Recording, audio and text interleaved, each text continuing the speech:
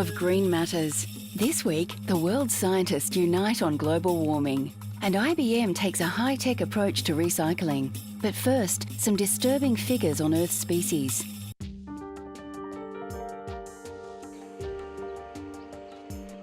At Buenos Aires Zoo, they're doing more than just feeding, exercising, and caring for their animals. They're also trying to save them from extinction with an international program to freeze their genetic material. Scientists at the zoo began the program in 2005 to collect genetic material from South American felines at the zoo and store them in a frozen gene bank.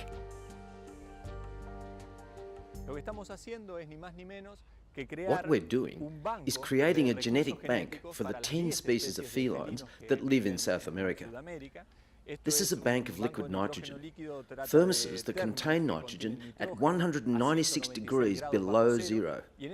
And in those conditions, through special techniques, it is possible to store genetic material to permit not just genetic studies and physiological studies, but also, and fundamentally, reproduction. Their work includes collecting semen, hair and tissue samples and keeping them in the liquid nitrogen.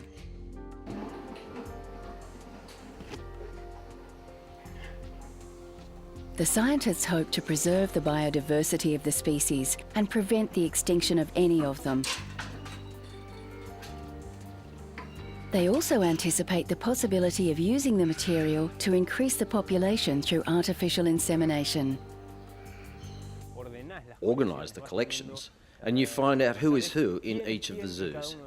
And in that way, you could decide how they reproduce to maximise the biodiversity and not to generate inbreeding in those offspring. Scientists believe the clock is ticking for many forms of life on our planet. They report the Earth loses another species every 3 minutes. Unless things change, we could lose 1/5 of all species now known to exist by the year 2025.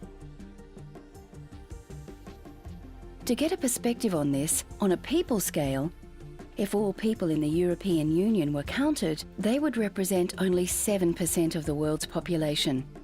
20% would be similar to losing all Chinese or all Indians or all Europeans and Americans combined. These are some very serious statistics.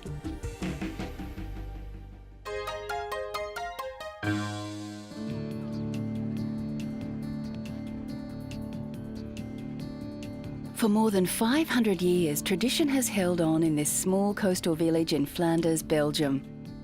Oostenkerke is the last place in the world where horseback shrimpers continue their ancient practice. Hundreds of horseback fishermen used to work in France, the Netherlands and Britain, entering the North Sea at low tide to scoop the fish into their nets. Today, fewer than a dozen men still fish this way. For them, it's not a profitable business, but it's more than a hobby. It's in their blood. It's also very popular with visitors, and the local tourist body helps keep it going by subsidising the fishermen. With their baskets now filled with writhing, squirming shrimps, the fishermen head promptly home to cook a delectable feast in their own special way. Each fisherman has his recipe to cook his shrimps. Normally the shrimps are cooked in seawater, but the fisherman on horseback, he cooks his shrimps in fresh water. He puts salt in it and also a little thing more. It's a secret of the fisherman. And each fisherman have another way to cook them, and they think they have the most tasteful shrimps, but they are liars. Mine are the biggest and the tastefuls. Early horseback fishermen didn't eat their catch. They used it as fertiliser on the fields that hugged the shore. Today, the farms have all gone from here as development has spread through the seaside area. The modern world has changed the face of fishing. Elsewhere nowadays, shrimp are often caught with drift nets that trap other sea creatures such as dolphins and turtles. Unable to surface, they drown in the nets. The simple technique of Belgium's horseback shrimpers with their big, gentle mounts is a delightful contrast, a touch of innocence, and the local tourism body is determined to keep it going. From day one, we have said we have to keep this tradition, and we do everything to keep it. And there's still men who like this type of the horse and the fishing to combine, and they like it very much. It's a passion for them. There is hope.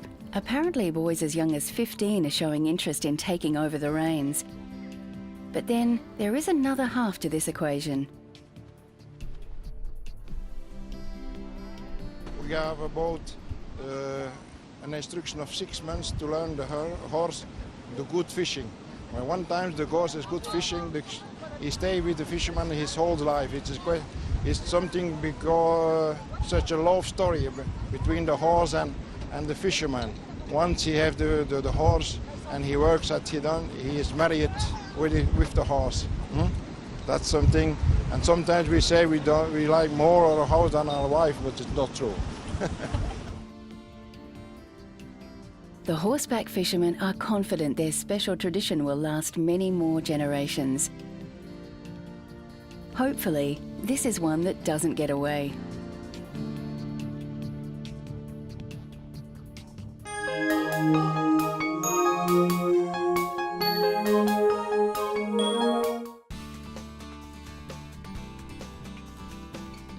Taking recycling to a whole new level is the city of Inverness in Scotland. They're repairing unclaimed bikes that were either lost or stolen and making them available for free public use around the city. We recently completed a transport survey, and one thing that came up in that was the lack of connection, and lack of integrated transport to get from the city centre to the place of work using public transport. So we provided this so people come in using public transport can then take a free bike to their place of work. The unclaimed bikes would normally be auctioned off, but instead, in this project, they're restored through a local youth training initiative and put back on the roads. We get bikes from the police donated by the public. They come into us usually in a state of considerable disrepair. Some are better than others, obviously, but we get them in, we judge what needs to be done, we get parts, we fix them up, repair brakes, gears, replace inner tubes. You name it, we do it. Users must register for the service. After this, they can book a bike over the phone and are given the code to their bike's combination lock. A central city car park is the collection and drop-off point. I've come along today to use one of these bikes because I find it far much better than using a car or a bus and being stuck in traffic for like half an hour or whatever like that. It's a bit of exercise as well. The bikes offer commuters extra flexibility when travelling by public transport, an incentive to leave the car behind. The local council is enthusiastic about the scheme, the first of its kind in the UK. Well, I thought the bikes were excellent, and it's an excellent recycling project.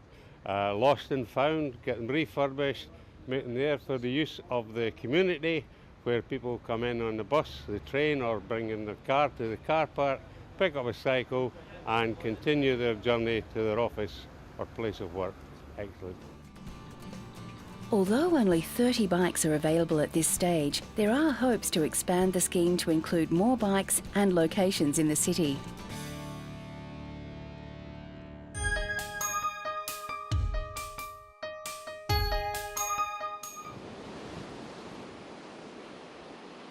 Our world is changing. Rising seas, melting ice caps, violent storms, floods, desertification, all are part of the pattern of global warming. How to better monitor and record the changes across the globe has become an important issue. Addressing this, the Group on Earth Observations, or GEO, held a summit in South Africa. The function of GEO is to network all the observing systems of the planet. We already have hundreds of them. We have satellites, we have buoys in the oceans, we have continental observing systems, the meteorological observation system, all these systems are independent. They're not coordinated, they don't function together. So the real objective of GEO is to connect the system and create a global Earth observation system of systems. In the Republic of Congo, Antoine Kanana helps run a small monitoring station. He records soil humidity, carbon levels and other data to chart CO2 absorption. It is useful to know the ground humidity because that's what allows the ecosystem to grow. Grass needs this moisture. The more a plant grows, the more foliage it gets, and the higher the rate of photosynthesis becomes.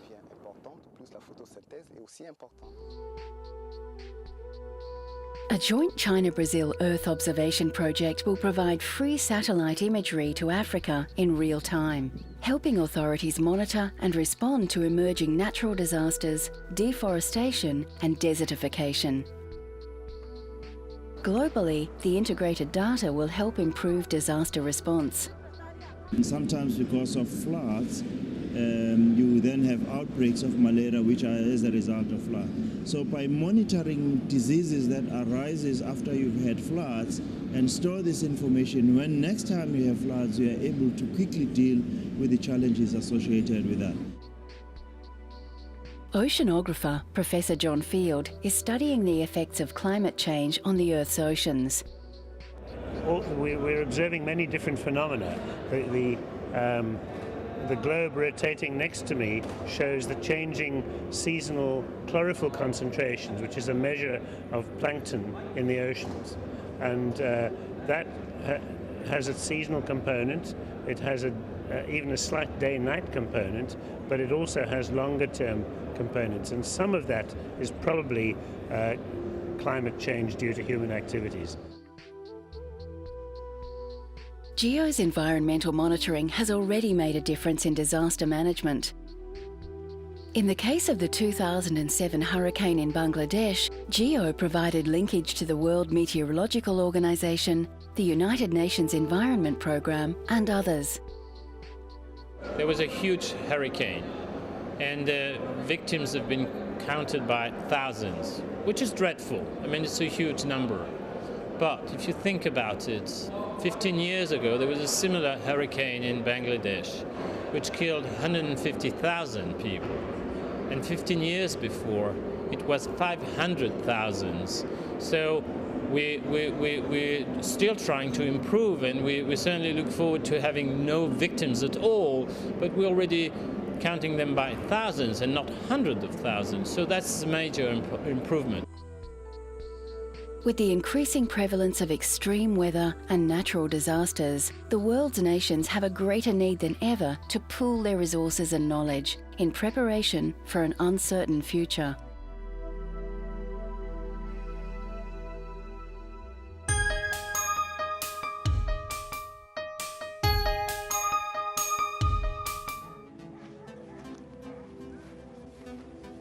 This house in northeast Kiev might not win any prizes for architectural design, but it certainly qualifies for most unusual construction material.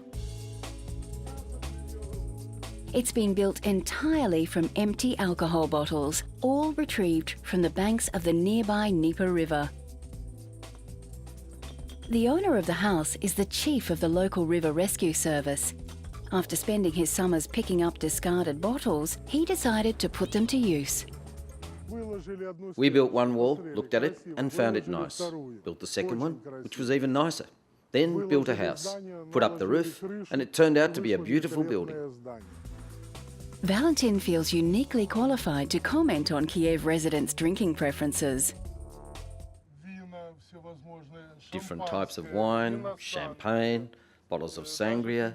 We even have Armenian brandy. And there are some Polish bottles too. But most of all, they've drunk the white stuff, beer and champagne. Yes, white is vodka, and a lot of it. The river, with its sandy banks, is a popular swimming spot. During summer, thousands of people flock to the area to swim, sunbathe and have a social drink or two. They also suffer from collective amnesia, forgetting to remove their empties. There are mountains of them. During summer, there are up to 50,000 bottles on our little beach. The chief, his team of river rescuers and other locals have been clearing the bottles off the banks. Many have been sent off for recycling, while thousands have gone into the making of the house. With this seemingly endless supply of empties, Valentin has no shortage of materials whenever he decides to extend his home.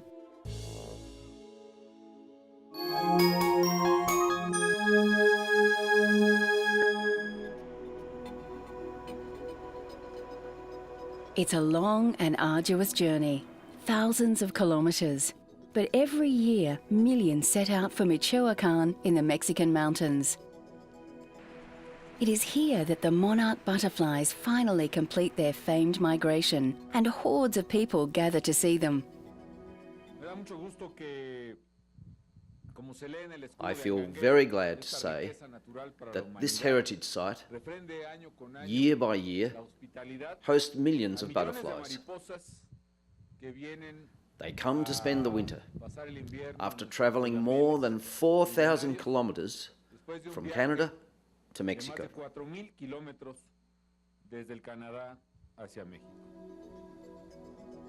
Mexico's government has increasingly created protected areas for the monarchs, declaring them no-go zones for logging and using armed guards to patrol the reserves. The leafy foliage of the fir trees shelters the monarchs. Without the trees, they cannot survive winter. But local farmers traditionally have relied on the trees to supplement their income. Now they're being encouraged into alternative work, particularly in the burgeoning tourism that the monarchs bring. Sanctuary means respected, and we are respecting the forest and trying to take better care of it. It's most important to have more forest for the butterflies.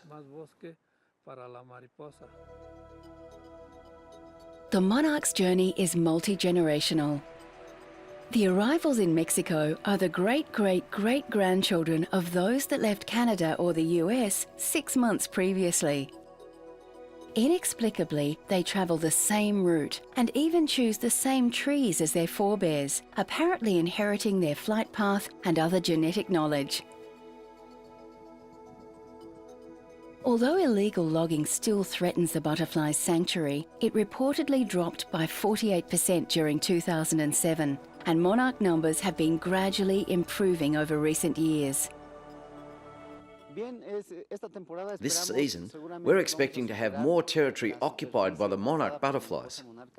Last year, 6.8 hectares were covered with monarchs. The tendency since 2000 to 2004 shows a recovery in monarch populations, and we hope to reach an average of 8.8 hectares covered with butterflies. That's like the amount seen in past years. The Mexican government has proclaimed 660,000 hectares as part of the monarch's reserve and expects to increase this to 3 million hectares in coming years.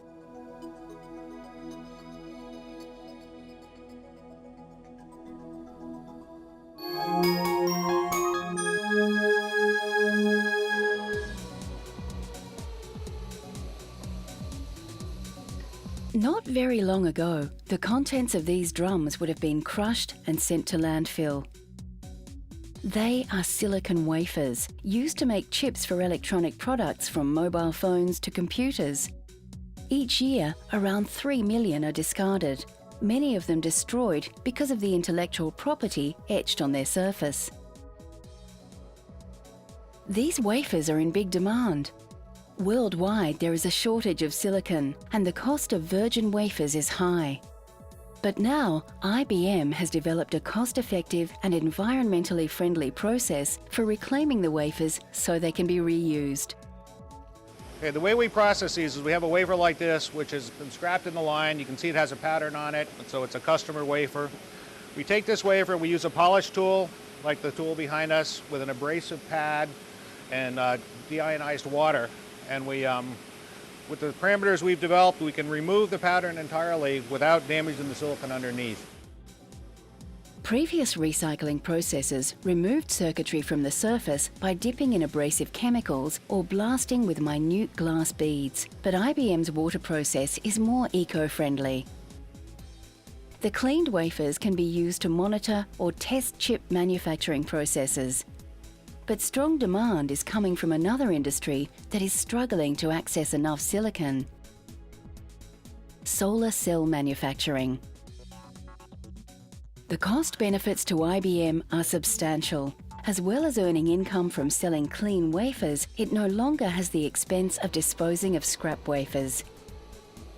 Not only is it saving us a significant amount of money, over $1 million a year expected ongoing savings, but we're sharing this technology both within our company and within our industry as a whole through our trade organizations to expand the environmental benefits as well. And that really is innovation that matters for the world. Despite the daily global production of 250,000 silicon wafers, demand outstrips supply, a factor which has held back the solar industry. The recycled wafers ease some of this shortfall. They're also cheaper to purchase and give a power saving of between 30 and 90% in the solar cell manufacturing process. Another win for the environment. And I think it's an important point to make that pollution prevention really does save money. It's not a case of environmental benefits or economic benefits, but really the two go together. The world's largest computer company, IBM, is nicknamed the Big Blue. Perhaps there's more than a touch of green also.